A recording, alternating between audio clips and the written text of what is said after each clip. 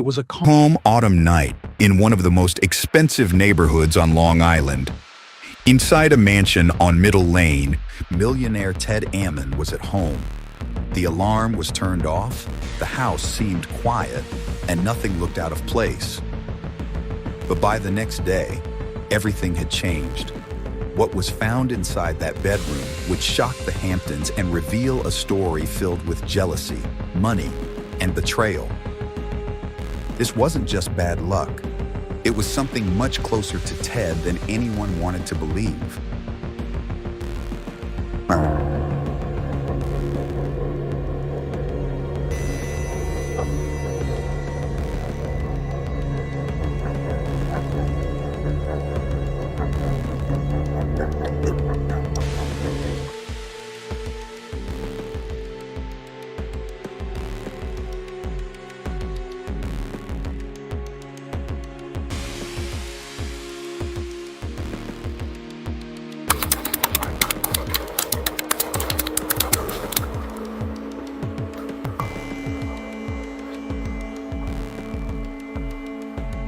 Robert Theodore Ammon, known to everyone simply as Ted, was born on August 30th, 1949 in Pittsburgh, Pennsylvania.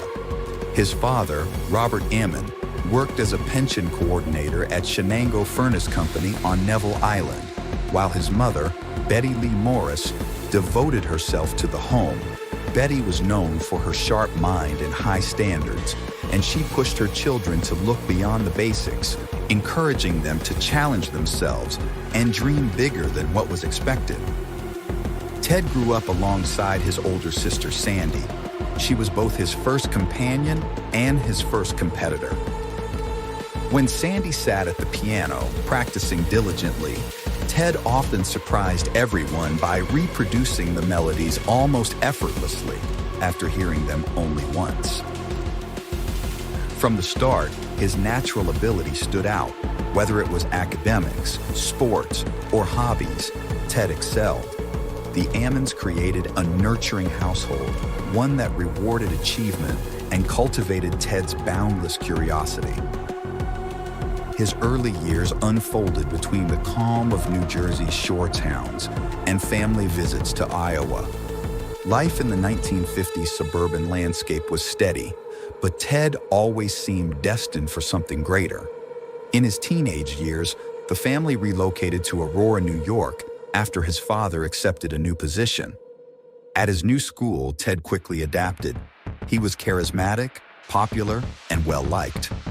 Girls noticed him, friends admired him, and his teachers respected both his work ethic and his confidence. Still, like many teenagers, he hadn't yet decided which path to pursue. In 1967, Ted entered Bucknell University, initially enrolling in the architecture program. But he soon realized his interests leaned elsewhere, and he switched to economics, graduating in 1971. His college years were marked not only by academics, but also by leadership. He joined the Phi Gamma Delta fraternity, played varsity lacrosse, and became president of the student body. The role demanded responsibility, negotiation, and charisma, qualities that would later define his professional and personal life. After graduation, Ted joined Bank of America's executive training program. His sharp intellect carried him further than most. In fact, without ever attending law school, he studied independently and passed the New York bar exam on his first attempt, a remarkable accomplishment that spoke volumes about his determination and intellect. It was during this time that he met Randy Day, a fellow ambitious professional. The two married in 1973, setting out together with optimism for a bright future. Their work soon took them abroad, and they spent several successful years in London, where they earned comfortable salaries and built careers. London life was fast-paced, but rewarding. Eventually, they returned to New York, where their ambitions continued to grow. But success often came with sacrifice. The long hours, frequent travel, and relentless demands of their professional lives slowly eroded their bond. What once felt like a strong marriage gradually shifted into something more like a close friendship. In 1983, after a decade together, Randy initiated the divorce. Ted had hoped they could repair what they had, but Randy was firm in her belief that their marriage no longer held meaning. The separation from Randy had been civil, and both went on to rebuild their lives.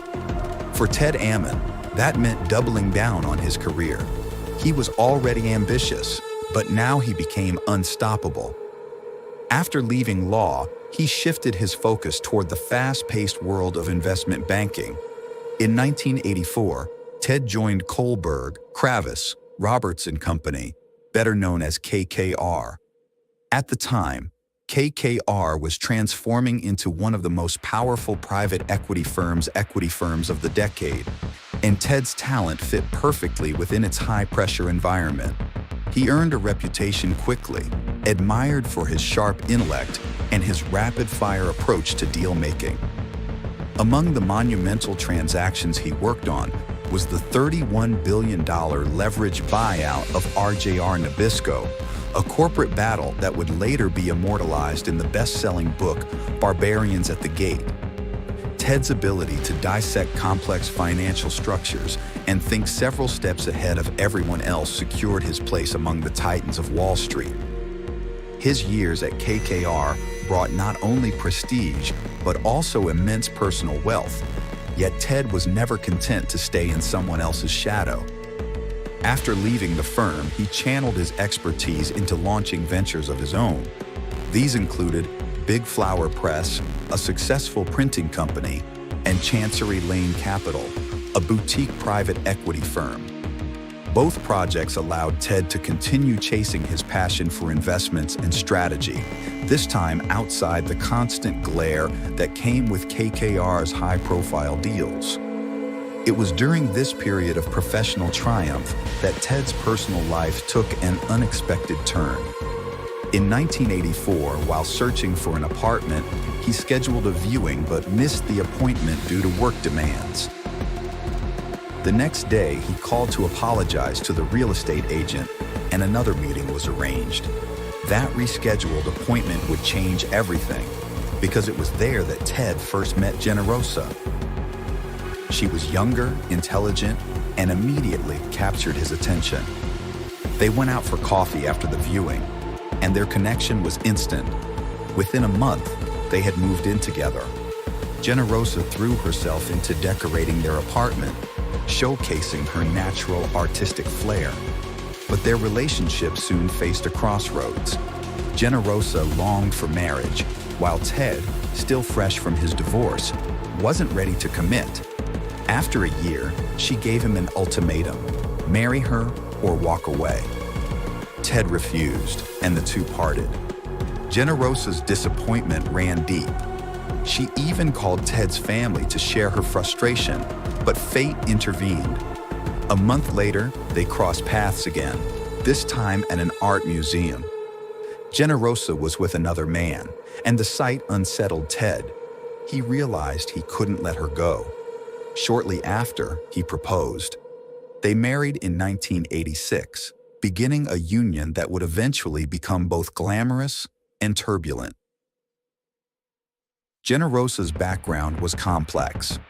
She had been born in California into a family that encouraged independence and creativity. From an early age, she displayed an artistic streak, especially in painting and design, passions that would remain central throughout her life. Yet behind her talents and charm was a difficult childhood shaped by instability. Her mother, Mary, was a mercurial figure. Family members suspected she suffered from bipolar disorder. Mary had grown up in a devout and well-to-do household, and at one point even entered a convent. But after a year, she abandoned the religious life entirely, trading quiet devotion for parties, men, and a restless social calendar. Financial support came from her businessman brother after their parents died, so money was never an obstacle. In 1945, Mary married a soldier and had 2 children. but she showed little interest in them, preferring the excitement of her social life. Her husband, worn down by constant arguments, eventually left, and he didn't take the children with him. Mary remarried and had another daughter, but the marriage dissolved, leaving her on her own once again. Generosa was her last child. She never knew her biological father, an Italian sailor her mother had met at a party. Their affair lasted barely a week. Though they exchanged addresses, he never responded when Mary informed him of the pregnancy. It became common knowledge that Mary's husband at the time was not the father of her youngest daughter. Generosa was named after her absent father. Her early years were anything but easy. Mary continued to live freely, often bringing men into the home while paying little attention to her children. Some accounts even suggest troubling behavior from Mary's partners toward the children, though whether Mary knew or cared is unclear. What was clear was her indifference. The children were not her priority. Growing up in this environment, Generosa learned to fend for herself. She carried within her both the resilience forged by hardship and the creative energy her mother's family encouraged. Those qualities, combined with her beauty and charm, would one day propel her into the glamorous but volatile life she shared with Ted Ammon. When Generosa was just 10 years old, her mother died of cancer. The loss was devastating. Her older siblings soon began their own independent lives, leaving Generosa and her younger sister to be placed first with an uncle and later with other relatives. The absence of her mother marked her deeply, shaping her resilience and her outlook on life. As she grew, Generosa developed into a strong-willed, ambitious, and highly intelligent young woman. Friends and acquaintances often remarked that she carried her mother's same fiery temperament and unpredictability. She was determined not just to survive, but to thrive. And wealth, as much as artistic recognition, became one of her goals. Those who knew her during her teenage years described her as both captivating and challenging, someone who could be ruthless in the pursuit of what she wanted. Despite her complicated personality, she'd never let go of her dream of becoming an artist. After finishing school, Generosa moved to New York City, where she set her sights on the art world. To sustain herself in the city, she took on work as a real estate agent, a profession that demanded confidence and sharp instincts. The Manhattan property market was notoriously cutthroat, dominated by seasoned professionals, but Generosa held her own. Her charisma and determination allowed her to thrive, even in such an unforgiving environment. Though Ted Ammon's wealth could have provided her with a life of leisure, Generosa continued to work and push forward with her creative passions. Ted supported her endeavors, even opening a photography studio for her, where she could nurture her artistic side. She enjoyed being part of New York's cultural and social circles, often hosting gatherings that, to some, appeared as much about showcasing wealth as they were about companionship. Eventually, the couple began thinking about children, but conceiving proved difficult for Generosa. After years of disappointment, in 1992, they chose another path: adoption. They traveled to Ukraine and adopted 2-year-old twins, a boy named Greg and a girl named Alexa. By that time, Ted had amassed around $50 million through his ventures, and the Ammon family lived in complete comfort. Greg and Alexa grew up surrounded by privilege. They were enrolled in elite schools, given every opportunity money could buy, and raised in an expansive East Hampton estate that Ted and Generosa designed and built. On the surface, it looked like a picture-perfect family. Yet inside the home, conflict was constant. Generosa could be quarrelsome, easily upset, and often difficult to appease. In the early years of their marriage, Ted had handled her temper with patience, but over time, the strain became heavier. Generosa's emotions frequently veered toward malicious or sarcastic behavior, and she often taunted Ted by comparing him to men even wealthier than he was. When Ted suggested therapy, she refused outright. Her jealousy was another issue that plagued their marriage. She monitored her husband's movements obsessively, reading his correspondence, checking his phone, and confronting him if she suspected even the smallest sign of infidelity.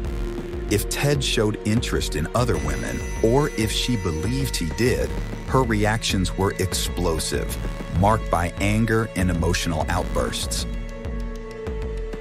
By the late 1990s, Ted began opening up to friends and family about divorce. Their marriage had become increasingly toxic, and the conflicts were escalating. In 1999, the couple moved to Surrey, England, purchasing a manor called Coverwood. The move was meant as a fresh start, a chance to rebuild their relationship in a new environment and give the twins stability. Generosa poured her energy into redesigning the property, while Ted continued commuting weekly to New York to manage his business ventures, including Big Flower Press.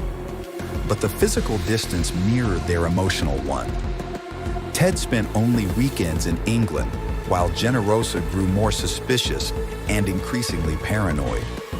Her jealousy soon took a darker turn. She discovered a divorce lawyer's invoice on Ted's desk and was convinced he was having an affair. Generosa reportedly hired private investigators to follow him and later claimed that he was romantically involved with a glamorous New York investment banker who specialized in leveraged buyouts. She went as far as accusing this woman of having Ted's child, a claim that was never substantiated. In 2000, Generosa filed for divorce. She demanded half of Ted's fortune, valuing it at $300 million, though his actual assets were closer to $100 million. The legal battle quickly became bitter. Generosa returned to New York with the children, and the couple began living separately. Reports later suggested that during this time she manipulated the twins against their father, making visitation increasingly difficult. The divorce dragged on with constant disputes, Generosa challenging every detail and accusing Ted of hiding his true wealth. Even so, she was far from destitute. Ted provided her with a Manhattan property to renovate, along with substantial child support payments. But in Generosa's eyes, it was never enough. During the renovation of the Manhattan townhouse, Generosa Ammon crossed paths with a man who would change everything, Daniel Pelosi. Daniel was a contractor, a jack of all trades who took on electrical and handyman jobs, though he wasn't a licensed electrician. At 38, he was 7 years younger than Generosa. From the beginning, Ted disliked him, especially because Daniel spent time with Greg and Alexa. For Ted, it wasn't just jealousy. He saw Pelosi as a dangerous presence around his children. And Ted wasn't wrong to be concerned. By the time he entered Generosa's life, Daniel already carried a troubled history. He had prior assault convictions, was caught stealing electricity worth $43,000 from the Long Island Power Authority, and faced multiple harassment and menacing allegations. He'd been arrested for drunk driving, struggled with alcohol and prescription drugs, and his addictions had shattered his first marriage. With 3 children of his own and a divorce underway, it appeared Daniel had decided to secure his future another way, by attaching himself to someone wealthy. Generosa knew Ted despised him, and that almost seemed to fuel her determination. She flaunted the relationship, perhaps hoping to make Ted jealous. But Ted's primary concern was different. He feared for the safety of his children. He saw Daniel living off his fortune, driving a Porsche and residing in a townhouse he had purchased, and it enraged him. Ted tried to reason with Generosa, but she wouldn't hear it. To the twins, Daniel was tolerable, even likable, though their mother's manipulation increasingly widened the rift between them and their father. With little left to do, Ted turned to the only weapon he had: money. He withheld child support, reversed earlier property arrangements, and revealed that his true net worth was closer to $30 million, not the $100 million or even $300 million that Generosa had claimed. Still, her expectations were relentless. She demanded that Ted cover not only child support, but every expense tied to the children: private schooling, household bills, even a nanny. By the time the divorce settlement was drafted, she stood to receive between $20 and $25 million, along with $21,000 a month in child support. Yet even then, she was dissatisfied. Before the ink could dry, tragedy struck. On October 20th, 2001, Ted Ammon, 52 years old, was found murdered in his East Hampton mansion. His chauffeur and business partner discovered the body. Ted was lying naked on his bed, his skull fractured from multiple blows. The alarm system had been disabled. There was no sign of forced entry, pointing to someone who knew the home well. The investigation began immediately. Generosa inherited his $97 million fortune, and just 3 months later, she married Daniel Pelosi. Suspicion turned toward her at once. She had motive, and witnesses recalled her openly saying Ted deserved to die. Yet she had an alibi, and the brutal nature of the attack suggested a strong hand, someone like Daniel.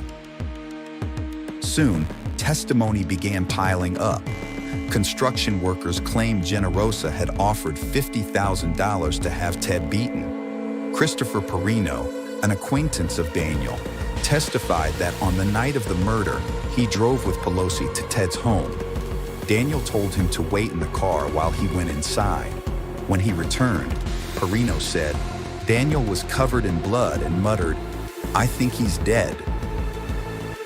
Other acquaintances recalled Daniel boasting that he had killed Ted at Generosa's urging. Even his father admitted Daniel once asked him how to dispose of evidence. Yet despite these damning accounts, investigators found no physical evidence tying him to the crime. It became a case built almost entirely on testimony. By then, Generosa herself was facing a grim battle. She had been diagnosed with advanced breast cancer. She later accused Ted of indirectly causing her illness, claiming he had been told by her doctor about a lump in her breast years earlier, but never informed her. Psychological evaluations painted her as volatile, with traits of borderline, narcissistic, and paranoid personality disorders. In 2003, as her health deteriorated, prosecutors offered Generosa immunity in exchange for testifying before a grand jury. She refused, insisting Daniel had nothing to do with Ted's death. She died on May 20th, 2003, at her East Hampton home. Before her death, Generosa had turned on Daniel. Though they had married in January 2002, his reckless spending disgusted her. By July 2003, she forced him to sign a post-nuptial agreement, granting him $2 million in exchange for not contesting her will. She later rewrote her will to ensure he received only that amount, leaving the rest of her estate to her children and their nanny, who was appointed guardian of Greg and Alexa. Daniel Pelosi challenged the agreement but lost. By 2004, it admitted being at the East Hampton house the night of the killing, but denied striking the fatal blows. Instead, he shifted blame onto Generosa, claiming she had orchestrated everything. Witness after witness, however, told jurors that Daniel had bragged about committing the murder himself. On January 25, 2005, Daniel Pelosi was convicted and sentenced to 25 years to life in prison. Generosa was never formally charged. She died 2 years before Daniel's sentencing, her legacy forever tied to the murder that shattered the Ammon family. Custody of Greg and Alexa was awarded to Ted's sister, Sandra Williams. In her words, she could provide the loving, stable home her brother would have wanted for his children. Years later, in 2012, Greg and Alexa, by then young adults, co-produced a documentary titled 59 Middle Lane, named after the East Hampton house where their father was killed. In it, they confronted their past, tracing their roots back to Ukraine and revisiting the place that had once been their family home. Today, both siblings are in their 30s. Greg pursued filmmaking, while Alexa has lived a more private life. They speak of their father with warmth, describing him as kind, generous, and the steady anchor of their childhood. Their memories of their mother are more complicated, a mix of admiration for her intelligence and charisma, and recognition of the chaos and destruction she brought when Daniel Pelosi entered their lives. Despite everything, they have carried forward their father's legacy, finding stability in the shadow of tragedy.